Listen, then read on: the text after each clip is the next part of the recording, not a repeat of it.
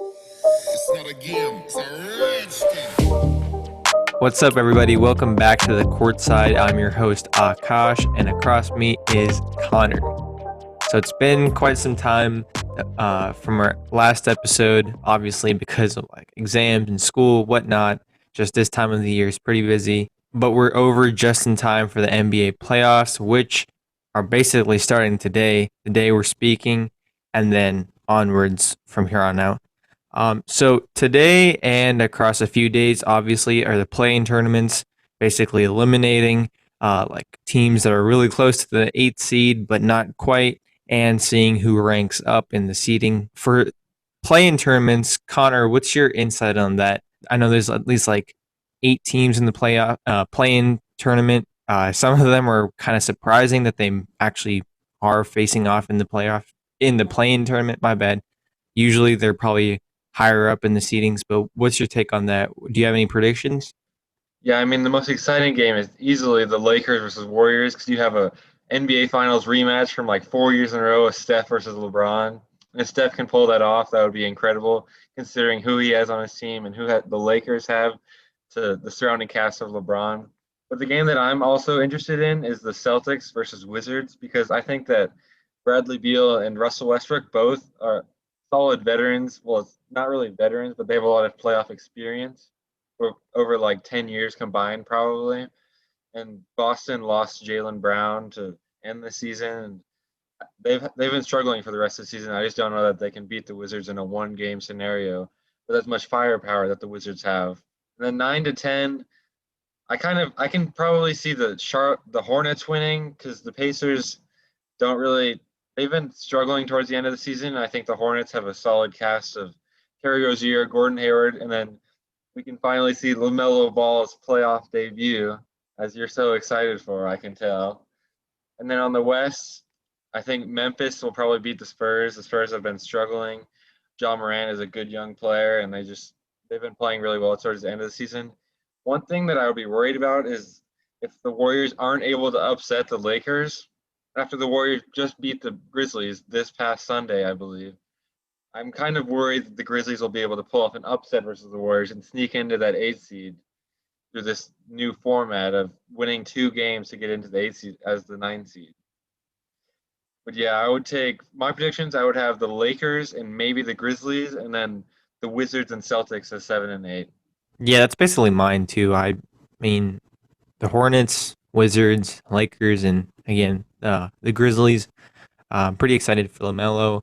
And as far as the Celtics go, they're a good team, but I don't think like you said, with Jaylen Brown gone, I don't think they can really stand up to the Wizards and Bradley Beal. And Lakers versus Golden State, I think that's gonna be close, but I think the Lakers gonna pull it off. Which kind of leads me on to my next point. Once these seeding games are over, the playoffs begin. Obviously, there's like the first round, second round, and then of course, conference finals and finals games and series. On my end, my predictions for conference finals. The thing is, I don't really like giving predictions on what teams and like what number, uh, or what game those particular teams are gonna win the series in. But I'm seeing the Phoenix Suns making it out of the West. That's my conference finals for the West, and then moving on to the East. East is a lot different this year, especially with a lot of like old teams that haven't been doing good for the past few years. Most notably, the Knicks are in fourth place this year. The Hawks are surprisingly in fifth, which I did not see coming. The Bucks have been doing pretty good. It's just they've flown under the radar for some time. The Heat, I thought they were not even making the playoffs this year because of like the atrocious beginning of their season, but apparently they're in sixth. And of course, the super Thanos team in the Nets. But I think that matchup in the conference finals in the East is going to be between. Okay, actually, I don't know who it's going to be between, but it's either going to be the 76ers or the Nets. And I think it's going to be super close on whoever finally makes it. But I'm just going to say Nets because because I mean they have three superstars, and I think that's just like on the stats on paper are just a tad better than the 76ers have. And if James Harden's healthy, then I think that solidifies their case. But if James Harden isn't back, then honestly, either team could really win it. And then for my finals predictions, if it goes on to be a matchup between the Suns and the Nets, again, I'm taking the Nets just because, again, that star power. But honestly, both of them have been playing pretty good this season, and especially with Chris Paul. Chris Paul is like an absolute legend, especially in the clutch. In the fourth quarter, is really good. So I think that's what my predictions are. What about you, Connor? Yeah, I'm going to start in the East, and I believe I have the same as you. I have the 76ers, my favorite team, and the Nets. I think the 76ers, they have a pretty easy route to the conference finals. I don't think there's any place that they could trip up and lose a 7-game series. I mean, the team that I would worry about in the first round would be the Wizards, but I still think the 76ers would get back past them in at least 5 or 6 games. And then they would be able to beat the Knicks or the Hawks. I think they've beaten both of them pretty handily this season. And the Nets, I could definitely see the Nets losing to the Bucks, but I'm also worried about the Bucks losing in the first round to the Heat. The Heat, they beat the Bucks last year in the bubble. They've looked really good at the end of the season. They beat the 76ers by 15 points, I believe, in the third to last game of the season. They looked really good defensively and on offense. But yeah, either team I think would lose to the Nets, which would result in a conference finals of the 76ers versus Nets. I'm going to pick the same result as you, which is the Nets. I just don't know that the 76ers have the offensive firepower. You have Joel, you have Tobias Harris, Ben Simmons. I don't know about offensively. I mean, he's probably the defensive player of the year, but I just don't know that he has the offensive capability because the Nets have the big three, but the 76ers have two solid players and they don't really have a third option to go to. Then going on to the West, you picked the Suns, but I'm gonna shock you right now. I'm picking them to lose in the first round.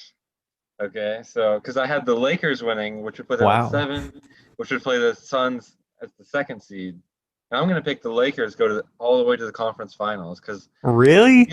if you give me Anthony Davis and LeBron in a 7-game series, I don't see them losing to the Suns. Like, So you I think they're mean, gonna make? You think the Lakers are gonna make it all the way to the conference finals? conference final, yeah. Because if they win this, if they beat Phoenix, they would play either Denver or Portland, and Denver obviously is the bigger threat. But they don't even have Jamal Murray, and I do think that Portland could beat Denver in a 7-game series, which could result in a 7 versus 6 series in the conference semifinals, which would be kind of crazy.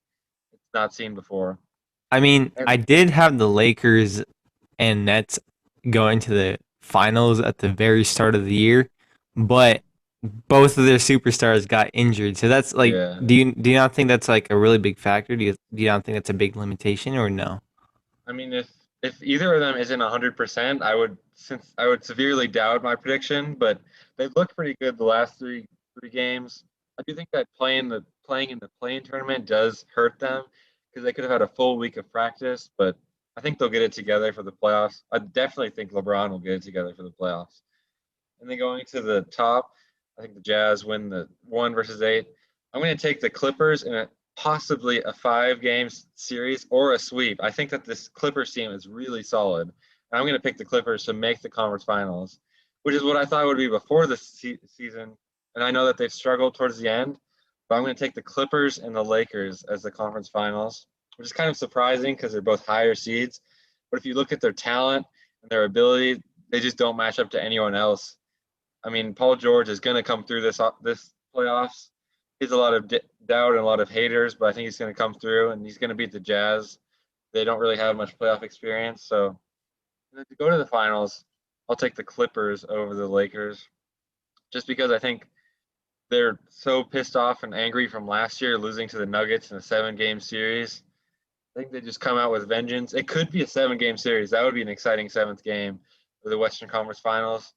Then to the finals, I would have the Clippers and the Nets, which I'm going to take the Nets over the Clippers in at least 6 or 7 games. I'm going to say 6 games. They just have too much offensive firepower, and I think James Harden is the difference maker that they needed, like you said earlier. Nice, nice. Okay, so that's pretty I mean, drastically different in opinions between the both of us. Um, we'll see. I mean, your predictions are pretty much like the same as last year. I'm not gonna lie. Lakers versus Clippers. That's kind of what everybody had in their mind. Obviously, it didn't work out, but it'll be interesting, especially this year. It's not in the bubble anymore, but there are more fans in stadiums, especially with certain teams like the 76ers. I know the Mavs, they're extending capacity to at least like 45%, I think, maybe even 50, something along those lines. Definitely a bit more energy from the crowd, but certainly it'll be different this year. So I'm pretty excited. I think it'll be really fun. But moving on, our last segment of this episode is basically end of the year awards: MVP, Rookie of the Year, Defensive Player of the Year, First Team, yada yada yada. Who's your MVP, Connor? In your opinion, who's your MVP? I think no doubt you have to give it to Jokic. As much as it pains me to say, as Embiid is my favorite player, but Embiid struggled towards the end. He missed a lot of games, and Jokic has played. I'm pretty sure he played every game. He might have missed one or two, but to have the Nuggets as the 3 seed and not miss a game, especially because Jamal Murray got injured. When Jamal Murray went down, he didn't really skip a beat. I mean, he's kept the Nuggets in the 3rd seed. I believe they were 4th before he got injured, and they actually got better after Jamal Murray went down, which is really impressive and shows me that he's probably the MVP. I would say that Steph and Joel probably not far behind, but I don't think they can give it to anyone else other than Nikola Jokic. Okay, so I actually had Embiid, but okay then. What about Rookie of the Year? Personally, I think this is really tough because you see the current ladder. I think is Lamelo at number one, if I'm not mistaken. Anthony Edwards at number two, and I don't know what his first name is, but Tate from the Rockets, Jonathan Tate. I don't know, something like that. Um, but those three, certainly the top two contenders, like they're really neck and neck, is Lamelo and Anthony Edwards. Tate is doing pretty good, but I don't think I don't think he's stretched as much as the other two. I was kind of surprised with this ladder, that like the prediction and stuff, because I thought at least Tyrese Halliburton would be on there, but I guess that people differ. Um, I'm still gonna go with Lamelo, even though it might be Anthony Edwards, just because I don't know. I felt like he was a better playmaker. Obviously, Anthony Edwards has been scoring more points than Lamelo. Both have been incredibly valuable to their teams. Both been pretty valuable. What about you? Yeah, it's kind of like what you said. It's kind of like a two-person race for the Rookie of the Year, and I'm going to take Anthony Edwards. I just think that he's played a lot better towards the end of the season. LaMelo was easily the Rookie of the Year midway through the season, the first half of the season, but then he got injured and he came back and he hasn't really been the same since he broke his wrist. He's been averaging less, or I think pretty sure he's averaging less than 10 points per game since he broke his wrist. It's partially probably because of his injury, but still. And then Anthony Edwards has been averaging over 20 points per game ever since the second half, ever since he's gotten more experience and more playing time in the NBA. But I just want to take 1 second to acknowledge the 76ers versus Magic game yesterday.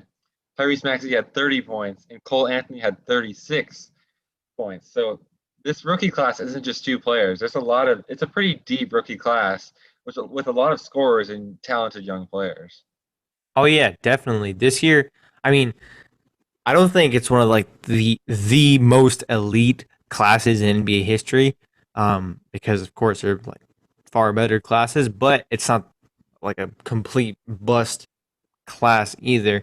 Like you said, Tyrese Maxey, um, even some undrafted players who have turned around this year. I know you and I went to a Mavericks game the other day against the Raptors. One of the most notable rookies on their team is undrafted, and he's Malachi Flynn, and he was scoring. I don't know, I think he had like close to 30 points that night. So there's a lot of hidden talent again with Tate, even though the Rockets were like completely wrecked this year. The rookies got to shine a lot, so it was fun to watch them play as well.